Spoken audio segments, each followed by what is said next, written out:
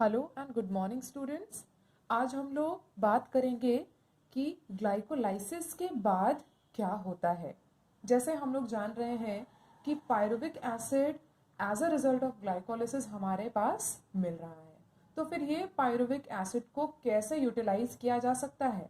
आगे इस वीडियो में हम देखेंगे कि किस तरह से पायरुविक एसिड को यूज़ किया जा रहा है इन टू डिफरेंट वेज। और ये जो दो डिफरेंट तरीकों की बात हम करने वाले हैं, पहला है वो एरोबिक रेस्पिरेशन और दूसरा है फर्मेंटेशन। इस फर्मेंटेशन को हम दूसरे वर्ड्स में बोल सकते हैं कि ये एनारोबिक रेस्पिरेशन है। सबसे पहले हम लोग डिस्कस करेंगे एरोबिक रेस्पिरेशन के बारे में। एरोबिक रेस्पिरेशन की जब हम बात करते हैं तो ये भी एक मल्टी स्टेप प्रोसेस है। इसमें भी बहुत सारे स्टेप्स इन्वॉल्व होंगे। जैसे ग्लाइकोलाइसिस हमने ऑलरेडी डील कर लिया है। इसके बाद हम देखेंगे पायरुवेट ऑक्सीडेशन, फिर आएगा क्रेब्स साइकिल एंड देन हम पढ़ेंगे etc that is electron transport chain. तो जब हम एनारोबिक रेस्पिरेशन की बात करते हैं तो सबसे पहले हमारे लिए जानना जरूरी है कि ये एनारोबिक रेस्पिरेशन कहाँ टेक प्लेस करेगा। ये पायरुवेट ऑक्सीडेशन या एरोबिक रेस्पिरेशन हम जिसको बोल रहे हैं, ये सेल में कहाँ पे टेक प्लेस करता है, ये कहाँ पे होता है। तो हम ये जान लेते हैं कि जो पायरुवेट ऑक्सीडेशन है ये सेल के माइटोकॉन्ड्रिया में होता है। जब हमने ग्लाइकोलाइसिस पढ़ा था, हमने क्या देखा था कि जो पायरुवेट है, या पायरुवेट को हम पायरुविक एसिड भी कह सकते हैं, ये दोनों एक ही चीज है। तो हम पायरुवेट कहें या पायरुविक एसिड कहें, तो ये एज अ प्रोडक्ट हमें मिला था as a result of glycolysis. और यही पायरुवेट क्या होगा, ये अंडरगो करेगा ऑक्सीडेशन।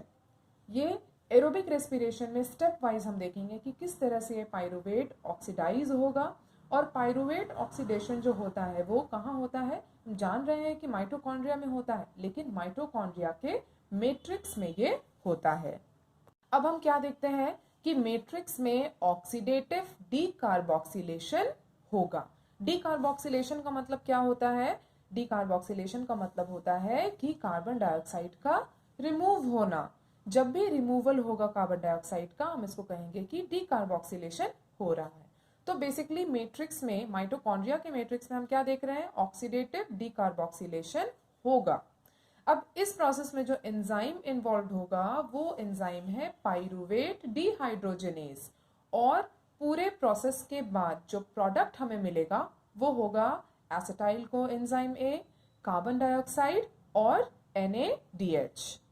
अब इस पूरे प्रोसेस को हम इस रिएक्शन की मदद से समझ सकते हैं। पायरुविक एसिड जो हमारा 3 कार्बन कंपाउंड है with coenzyme A and with oxidising agent जो कि यहाँ पे NAD+ है। हमारा रिजल्ट हमें क्या मिल रहा है, एसिटाइल कोएंजाइम ए। और यहाँ पे जो एसिटाइल कोएंजाइम ए हमें मिल रहा है वो 2 कार्बन कंपाउंड का है। यहाँ पे कार्बन डाइऑक्साइड भी प्रोड्यूस हो रहा है जो हम लोग जो ह्यूमंस हैं इसको एक्सहेल करते हैं, एक्सहेल आउट करते हैं। और NaDH और हाइड्रोजन आयन हमें एज अ प्रोडक्ट मिल रहा है। अब यहाँ पर जो एसिटाइल कोएंजाइम ए हम देख रहे हैं ये एंटर करता है इनटू क्रेब्स साइकिल। ये कहाँ चला जाएगा, क्रेब्स साइकिल में एंटर कर जाएगा। और जो NaDH हमारे पास आया है ये यूटिलाइज किया जाएगा टू प्रोड्यूस ATP और टू सिंथेसाइज ATP। हमें ये बात नहीं भूलनी है कि हमारे पास पायरुविक एसिड के 2 मॉलिक्यूल्स थे।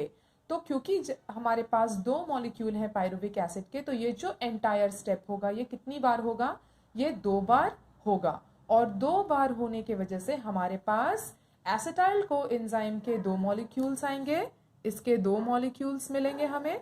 और NaDH भी हमें कितना मिलेगा, ये भी हमें 2 मिलेगा। और हम लोग यहाँ पर देख सकते हैं कि at the end of the process हमें क्या मिल रहे हैं, 2 molecule of each acetyl coenzyme and NaDH। अब हम लोग बात करेंगे क्रेब्स साइकिल के बारे में। ये जो क्रेब्स साइकिल है, इस क्रेब्स साइकिल का नाम पड़ा है हैंस क्रेब के नाम पर, जो कि सबसे पहले इस साइकिल को डेमोन्स्ट्रेट करके हमारे सामने लेकर आए थे। क्रेब साइकिल को अलग अलग नामों से जाना जाता है और अलग अलग नाम से जाने के लिए इसके पीछे वजह भी है। जैसे क्रेब्स साइकिल को हम सिट्रिक एसिड साइकिल के नाम से भी जानते हैं। अब इसको क्यों सिट्रिक एसिड साइकिल कहा जाता है? क्योंकि इस साइकिल के दौरान जो सबसे पहला स्टेबल प्रोडक्ट बनता है वो है सिट्रिक एसिड, इसीलिए इस क्रेब्स साइकिल को सिट्रिक एसिड साइकिल भी कहा जाता है। क्रेब्स साइकिल को ट्राई कार्बोक्सिलिक एसिड साइकिल भी कहा जाता है, TCA साइकिल भी कहा जाता है। क्यों? क्योंकि जो सिट्रिक एसिड है इसमें हम 3 कार्बोक्सिल ग्रुप देखते हैं। जब हम क्रेब्स साइकिल के एंटायर प्रोसीजर की बात करें, एंटायर स्टेप्स, जितने भी स्टेप्स इसमें इन्वॉल्व हैं, अगर स्टेप्स की बात करें तो फिर से हम कह सकते हैं कि क्रेब्स साइकिल भी एक मल्टी स्टेप प्रोसेस है। इसमें हम देखते हैं लगभग 8 स्टेप्स जो इन्वॉल्व हैं। क्रेब्स साइकिल में एक बात जो हमेशा याद रखने की है वो ये है कि जो सिट्रिक एसिड है ये पहला प्रोडक्ट भी है और एज अ फाइनल रिएक्टेंट भी ये काम करता है। तो अब हम लोग बात कर लेते हैं पहले स्टेप के बारे में। जो स्टार्टिंग मटेरियल यहाँ पे होगा हमारा वो होगा एसिटाइल कोएंजाइम ए, जो कि हमारा 2 कार्बन कंपाउंड है। अब इस एसिटाइल कोएंजाइम का कंडेंसेशन होगा। कंडेंसेशन किसके साथ होगा? ऑक्सैलो एसिटिक एसिड, जिसको शॉर्ट फॉर्म में हम OAA भी कहते हैं, इसको एब्रिविएट किया जाता है OAA से, ऑक्सैलो एसिटिक एसिड, जो कि एक 4 कार्बन कंपाउंड है। और इस कंडेंसेशन के वजह से हमारे पास 6 कार्बन कंपाउंड बनता है। इस स्टेप में जो एंजाइम यूटिलाइज होगा वो है सिट्रेट सिंथेज, और प्रोडक्ट हमारे पास जो आएगा, जो बनेगा, वो है सिट्रिक एसिड और कोएंजाइम ए। सेकेंड स्टेप में हम क्या देखते हैं कि अब हमारे पास जो स्टार्टिंग मटेरियल होगा वो होगा फर्स्ट स्टेप का प्रोडक्ट। तो फर्स्ट स्टेप का प्रोडक्ट हमारे हाथ पे क्या आया? Citric acid. अब ये सिट्रिक एसिड स्टार्टिंग मटेरियल का काम करेगा इन स्टेप 2, और स्टेप 2 में हम क्या देख रहे हैं? आइसोमराइजेशन। यहाँ पे जो एंजाइम यूज हो रहा है वो है एकोनिटेज, और जो प्रोडक्ट बनेगा वो होगा आइसोसिट्रेट। स्टेप 3 में हम क्या देख रहे हैं कि जो स्टार्टिंग मटेरियल है हमारा आइसोसिट्रेट या आइसोसिट्रिक एसिड है। अब इस स्टेप में हम देखते हैं कार्बोक्सिलेशन हो रहा है। कार्बोक्सिलेशन का मतलब रिमूवल ऑफ कार्बन डाइऑक्साइड। जो 6 कार्बन कंपाउंड हमारे पास था आइसोसिट्रेट या आइसोसिट्रिक एसिड, इसकी डीकार्बोक्सिलेशन होगी, कार्बन डाइऑक्साइड की रिमूवल होगी, और जो बाई प्रोडक्ट हमारे पास आएगा वो होगा alpha keto glutaric acid under the action of enzyme isocitrate dehydrogenase. जो एंजाइम यहाँ पे काम कर रहा है वो है आइसोसिट्रेट डीहाइड्रोजिनेज, और जो प्रोडक्ट हमारे पास बन रहा है वो है alpha keto glutaric acid. Alpha keto glutaric acid या अल्फा कीटो ग्लूटरेट के अलावा हमारे पास और 2 प्रोडक्ट बनते हैं। वो क्या क्या है? एक है हमारा NADH और एक है हमारा CO2। अब हम बात करते हैं स्टेप 4 की। तो स्टेप 4 में हमारा स्टार्टिंग मटेरियल होगा अल्फा कीटो ग्लूटारिक एसिड। इस स्टेप में भी डीकार्बोक्सिलेशन होगा, यानी कि कार्बन डाइऑक्साइड का रिमूवल होगा। एंजाइम यहाँ पर जो यूज होगा वो है अल्फा कीटो ग्लूटरेट डीहाइड्रोजिनेज, और जो प्रोडक्ट्स हमारे पास बनेंगे वो है succinyl coenzyme A, NADH and carbon dioxide. अब हम लोग बात करेंगे स्टेप 5 के बारे में। यहाँ पे हमारे पास जो स्टार्टिंग मटेरियल होगा वो होगा सक्सिनाइल कोएंजाइम ए। इस प्रोसेस में 5th स्टेप में हम क्या देख रहे हैं? फॉस्फोराइलेशन होगा। इस स्टेप में फॉस्फोराइलेशन होगा, और यहाँ पे जो एंजाइम यूज होगा वो होगा सक्सिनाइल कोएंजाइम सिंथेटेज। अब यहाँ पर हम लोग क्या देखते हैं कि गुआनोसिन ट्राइफॉस्फेट का प्रोडक्शन हो रहा है, GTP का प्रोडक्शन हो रहा है। अब ये जो GTP है इसको हम यूज कर सकते हैं as a energy source during protein synthesis. Protein synthesis के लिए हमारे पास GTP एक अच्छा एनर्जी सोर्स का काम करेगा, और ये इजीली कन्वर्ट हो जाता है इनटू ATP। और इस GTP को ATP में कन्वर्ट करने के लिए हमारे पास जो मदद करने के लिए आता है वो है न्यूक्लियोसाइड डाइफॉस्फोकाइनेज।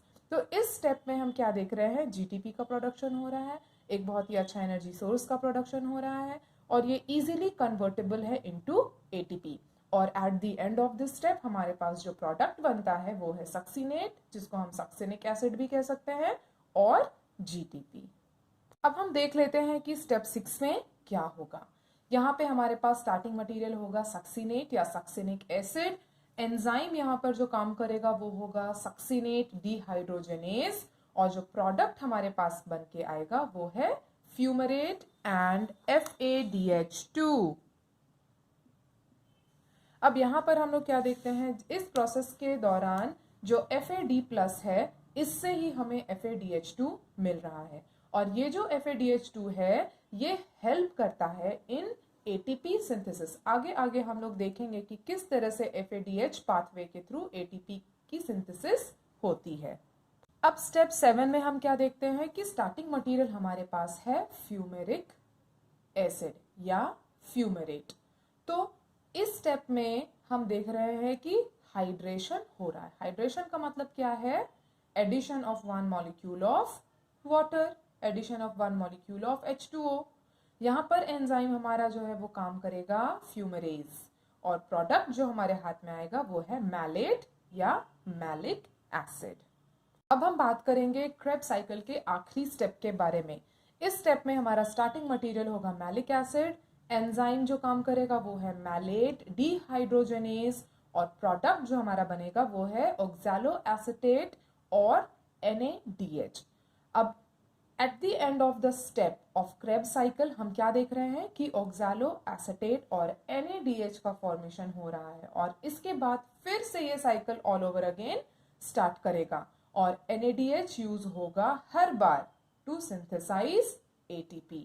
तो यहाँ पर हम बार बार क्या देख रहे हैं कि FADH2 और NADH का प्रोडक्शन हो रहा है, और आगे आगे चलकर हम इस चैप्टर में यही देखेंगे कि किस तरह से NADH pathway and FADH2 pathway के थ्रू ATP का सिंथेसिस होता है। हम एक बार ओवरऑल समराइज कर लेते हैं क्रेब्स साइकिल को।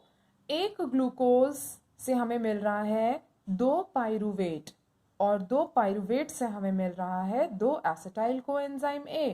जब हम एक क्रेब्स साइकिल में अगर एक एसिटाइल कोएंजाइम को लेकर चलते हैं तो हमारे पास NADH के 3 मॉलिक्यूल मिल रहे हैं, FADH2 के 1 मॉलिक्यूल मिल रहे हैं, और ATP का भी 1 मॉलिक्यूल मिल रहा है। हम जानते हैं कि हमारे पास 2 एसिटाइल कोएंजाइम है, यानी कि 2 बार ये एंटायर प्रोसेस क्या होना है, रिपीट होना है। तो एट द एंड जो final number of NADH, FADH2 और ATP हमारे पास आएगा वो क्या होगा, NADH का टोटल नंबर हमारे पास होगा 6, FADH का टोटल नंबर होगा 2, और ATP का टोटल नंबर होगा 2। अब यहाँ पर हम लोग क्या बोल रहे हैं कि जो NADH और FADH2 है ये यूज हो जाएगा टू प्रोड्यूस ATP, और यही है क्रेब्स साइकिल